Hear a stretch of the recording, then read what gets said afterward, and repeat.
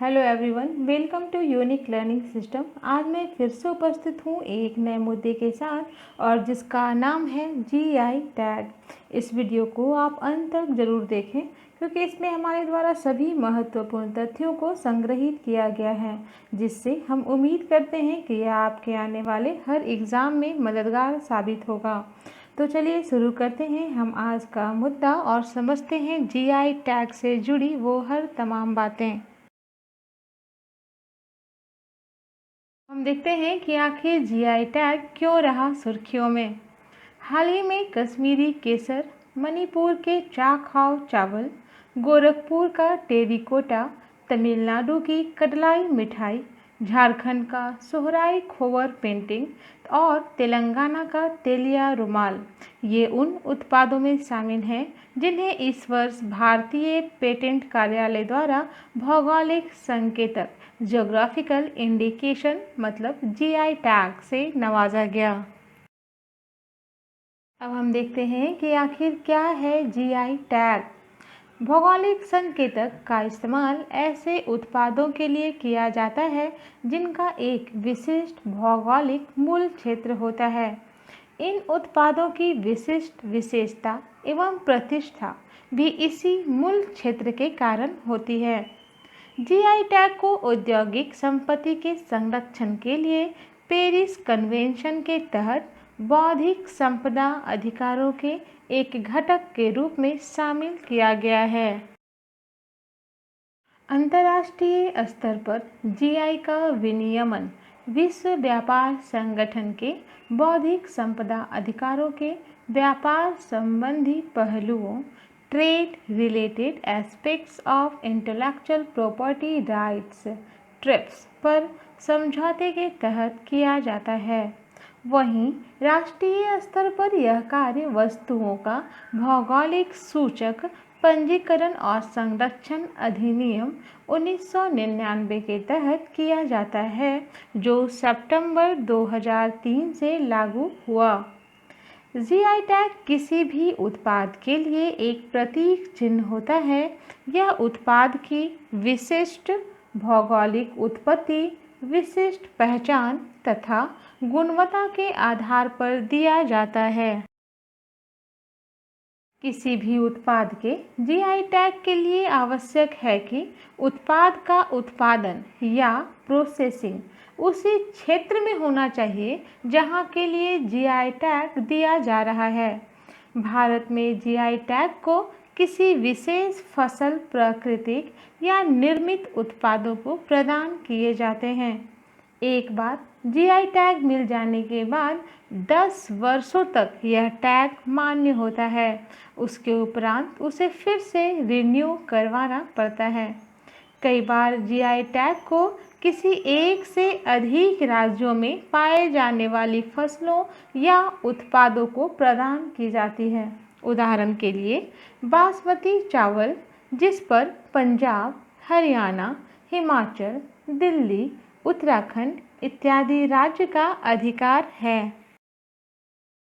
अब देखते हैं कि भारत के जीआई टैग प्राप्त उत्पादों की सूची, अर्थात अभी तक भारत के कौन कौन से उत्पादों को जीआई टैग प्राप्त हुआ है। भारत में सबसे पहले दार्जिलिंग चाय को जीआई टैग से नवाजा गया। महाबलेश्वर की स्ट्रॉबेरी, जयपुर की ब्लू पॉटरी बनारसी साड़ी, तिरुपति का लड्डू, मध्य प्रदेश का झाबुआ का कड़कनाथ मुर्गा, कांगड़ा की पेंटिंग, नागपुर का संतरा, कश्मीर की पश्मीना, हिमाचल का काला जीरा और सांगली की हल्दी। हम देखते हैं कश्मीरी केसर से जुड़ी हुई तमाम तथ्यों को। विश्व स्तर पर कश्मीरी केसर को मसाले के रूप में प्रसिद्धि प्राप्त है। यह केसर इस क्षेत्र की समृद्ध सांस्कृतिक विरासत का प्रतिनिधित्व करता है। जम्मू एंड कश्मीर सरकार के कृषि निदेशालय द्वारा कश्मीरी केसर को जीआई टैग प्रदान करने के लिए आवेदन दिया गया था। कश्मीर में पाए जाने वाला केसर एकमात्र ऐसा केसर है जिसे समुद्र तल से 1600 से 1800 मीटर की ऊंचाई पर उगाया जाता है। कश्मीर में पाए जाने वाला केसर 3 तरह का होता है। पहला लच्छा केसर, दूसरा मोंगरा केसर, तीसरा गुच्छी केसर। कश्मीर में इस केसर की खेती पुलवामा, किश्तवाड़, बडगाम तथा श्रीनगर में होती है। प्राचीन संस्कृत साहित्य में केसर को बहुकम के नाम से जाना जाता था। हम देखते हैं चाखाओ चावल, जिसे काला चावल भी कहते हैं। चाखाओ चावल को जीआई टैग प्रदान करने के लिए चाखाओ उत्पादक संघ द्वारा आवेदन दायर किया गया था। चाखाओ एक सुगंधित चिपचिपा चावल है जिसकी मणिपुर में सदियों से खेती की जा रही है।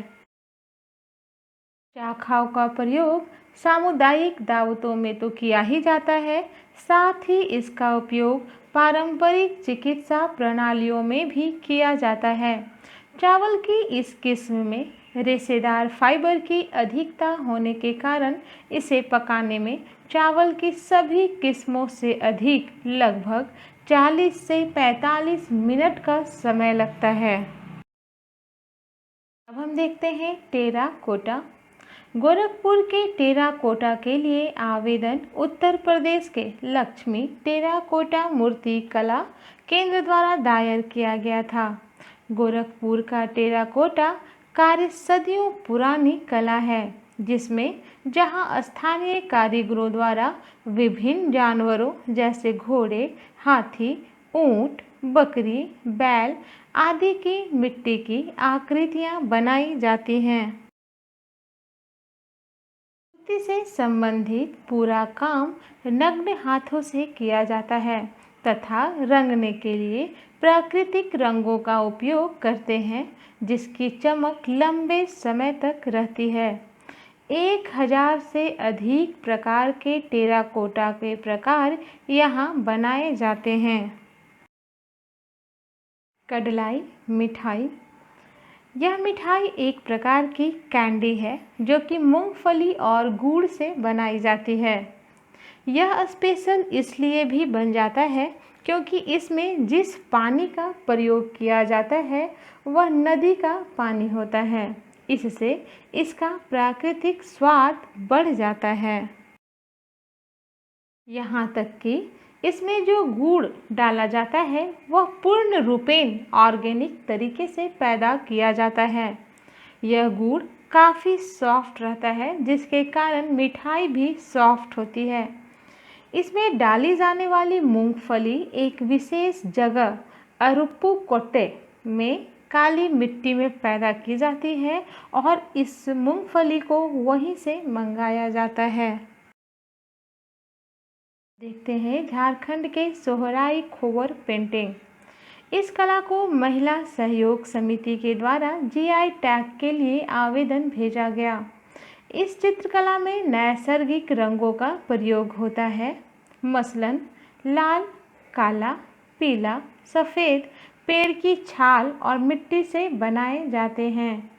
सफ़ेद रंग के लिए दूधी मिट्टी का प्रयोग किया जाता है। काला रंग भेलवा पेड़ के बीज को पीसकर तैयार किया जाता है। इनकी पेंटिंग में ब्रश भी प्राकृतिक ही होते हैं। उसमें अंगुलियां, लकड़ी की कंघी तथा दातून से चित्र को उकेरे जाते हैं। मिट्टी के घरों की अंदरूनी दीवार को ब्लैक और वाइट बेल बूटा, पत्तों और मोर का चित्र बनाकर सजाया जाता है। अब हम देखेंगे तेलिया रुमाल। तेलिया रुमाल को सूती कपड़े में जटिल हस्त निर्मित प्रक्रिया द्वारा बनाया जाता है, जो केवल पारंपरिक हथकरघा प्रक्रिया का उपयोग करके बनाया जा सकता है, किसी भी अन्य यांत्रिक साधनों के द्वारा नहीं। तेलिया रुमाल 3 विशेष रंगों जैसे लाल, काला और सफ़ेद में बनाया जाता है। इसका विभिन्न प्रकार का डिज़ाइन इसकी विशिष्टता का प्रतीक होता है। आज़ादी मिलने से पहले हैदराबाद के निज़ाम के दरबार में कार्य करने वाले अधिकारी चितुकी तेलिया रुमाल को प्रमुख प्रतीकात्मक प्रतिनिधित्व के रूप में पहनते थे। यहाँ तक कि तेलिया रुमाल को राजस्थान के अजमेर शरीफ की दरगाह पर भी चढ़ाया जाता है। अब हम देखते हैं निष्कर्ष। भौगोलिक संकेतक जीआई टैग किसी भी वस्तु को मिलने के बाद उत्पादों के अनाधिकृत उपयोग पर अंकुश लगाया जा सकता है। यह जिन भौगोलिक क्षेत्र में उत्पादित होते हैं उस क्षेत्र का महत्व भी बढ़ जाता है। सदियों से चली आ रही परंपरागत ज्ञान को संरक्षण, अंतर्राष्ट्रीय स्तर पर पहचान, उत्पाद की विश्वसनीयता, टूरिज्म तथा निर्यात में वृद्धि, जाली उत्पादों से छुटकारा इत्यादि विभिन्न स्तर पर हमें फ़ायदा मिलता है। हमारे देश में और भी ऐसे कई उत्पाद हैं जो अभी भी जीआई टैग से वंचित हैं। अतः इसका फ़ायदा सबको मिले, इसके लिए ज़रूरी है इसके प्रति जागरूकता बढ़ाना। इस पूरे वीडियो से जुड़ा हुआ हमारा आज का सवाल है, पहला जीआई टैग किस उत्पाद को दिया गया? ए दार्जिलिंग की चाय, बी तिरुपति का लड्डू, सी झाबुआ का कड़कनाथ मुर्गा और डी कश्मीर की पश्मीना। दूसरा क्वेश्चन है, अभी वर्तमान में किन उत्पादों को जीआई टैग से नवाजा गया? ए कश्मीर का केसर, बी मणिपुर का चाखौ, सी तेलंगाना का तेलिया रुमाल और डी उपर्युक्त में से सभी। आप अपना जवाब हमें कमेंट बॉक्स में ज़रूर दें। आज के लिए बस इतना ही। यदि आपको यह वीडियो अच्छा लगा तो आप इसे प्लीज़ लाइक, शेयर और सब्सक्राइब ज़रूर करें। आपका एक लाइक हमारे मोटिवेशन के लिए काफ़ी होता है। और अगर आपको इसी तरीके से नए वीडियो चाहिए तो इसके लिए आप बेल आइकन प्रेस करना ना भूलें।